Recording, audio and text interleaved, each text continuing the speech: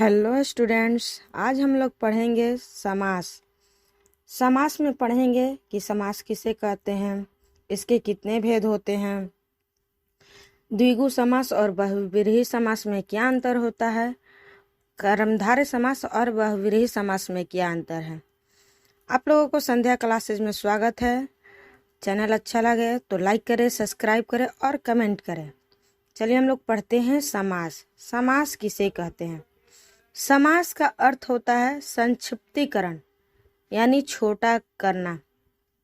जब दो या दो से अधिक शब्दों को मिलकर एक नया शब्द बनता है और उस छोटे शब्द को हम समास कहते हैं। जब दो या दो से अधिक शब्द मिलता है और मिलकर के एक नया और छोटा शब्द बनता है, उसे हम समास कहते हैं। जैसे यथा जोड़ शक्ति, तो क्या बना? यथा शक्ति। अगला समास विग्रह। समास विग्रह किसे कहते हैं? तो जब समस्त पद यानी कि पूरे पद को अलग अलग करेंगे तो उसे हम समास विग्रह कहेंगे। जैसे समस्त पद है दशानन और उसका विग्रह करेंगे 10 है आनंद जिसका, यानी 10 है मुख जिसका। समस्त पद हुआ दुरात्मा और उसका विग्रह करेंगे बुरी आत्मा वाला, यानी कि दुष्ट। आगे समास के भेद या समास के प्रकार। तो समास के 6 भेद होता है: अव्ययी भाव समास, तत्पुरुष समास, कर्मधारय समास, द्वंद्व समास, द्विगु समास और बहुव्रीहि समास। पहला हम लोग समझेंगे अव्ययी भाव समास किसे कहते हैं। तो जिस समास का पूर्व पद यानी कि पहला पद अव्यय हो उसे हम अव्ययी भाव समास कहते हैं। समास में 2 पद होते हैं, एक पूर्व पद और उत्तर पद। पहला पद को पूर्व पद कहते हैं और पीछे वाले पद को उत्तर पद कहते हैं। तो जिस समास का प्रथम पद यानी पूर्व पद अव्यय हो उसे हम अव्ययी भाव समास कहते हैं। जैसे यथा रुचि यानी कि रुचि के अनुसार, तो इसमें अव्यय हो गया यथा। प्रथम पद अव्यय होता है जिसमें अनु होता है, आ, प्रति, यथा, भर आदि, ये सारे शब्द जो हैं अव्यय हैं, तो ये अव्ययी भाव समास हो गया। दूसरा है तत्पुरुष समास। जिस समासिक पद का उत्तर पद प्रधान हो उसे हम तत्पुरुष समास कहते हैं, यानी कि पूरे पद का जो पीछे वाला पद होता है वही प्रधान होता है, उसे हम तत्पुरुष समास कहते हैं। तत्पुरुष समास जो है कारक के नियमों पर चलता है और इसमें कर्ता और संबोधन को छोड़ करके बाकी 6 कारक का उपयोग किया जाता है। यानी तत्पुरुष समास के 6 प्रकार होते हैं: कर्म तत्पुरुष, करण तत्पुरुष, संप्रदान तत्पुरुष, आपादान तत्पुरुष, संबंध तत्पुरुष और अधिकरण तत्पुरुष। अगला है कर्मधारय समास। जिस समास का पहला पद विशेषण और दूसरा पद विशेष्य हो या पहला पद उपमान और दूसरा पद उपमेय हो उसे हम कर्मधारय समास कहते हैं। तो पहला पद विशेषण यानी जिसकी विशेषता बताने वाला को विशेषण कहते हैं।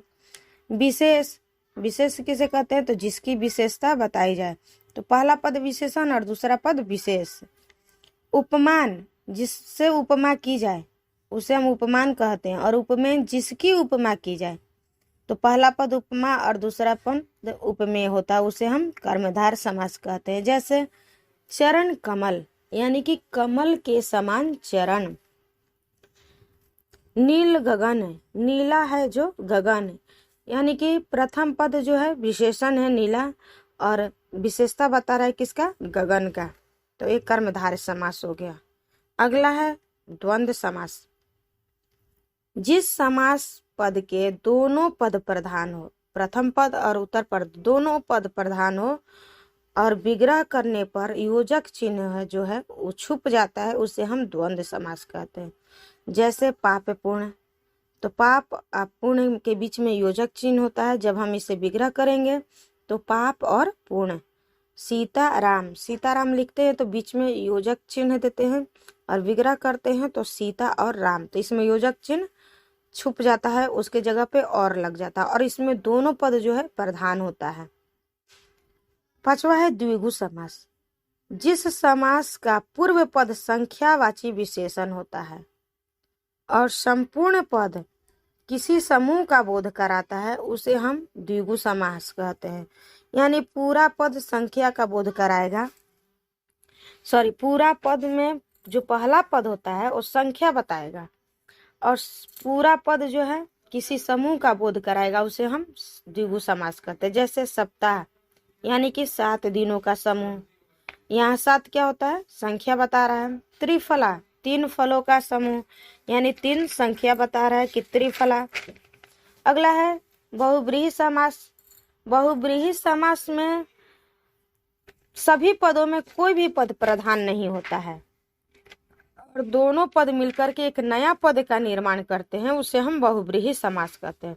इसमें से दोनों पद में से कोई पद प्रधान नहीं होगा, लेकिन दोनों मिलकर के एक नया पद बनाएंगे।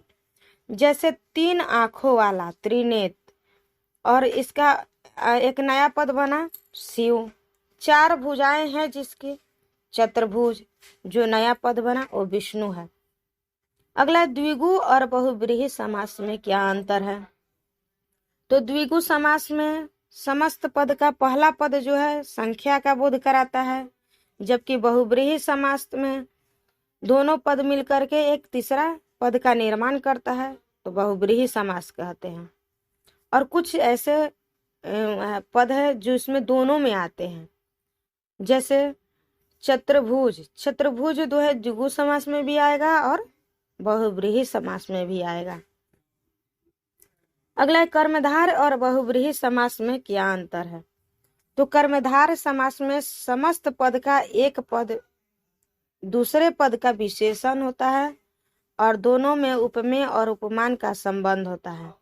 एक पद विशेषण होता है, दूसरा विशेष से बताता है और दोनों में उपमेय और उपमान का संबंध होता है। जबकि बहुब्रीहि में दोनों पद मिलकर के एक नया पद का निर्माण करते हैं, उसे हम बहुब्रीहि समास कहते हैं। तो वीडियो कैसा लगा कमेंट करके बताइए। आगे इसका समास पहचानने का ट्रिक मैं बताऊंगी।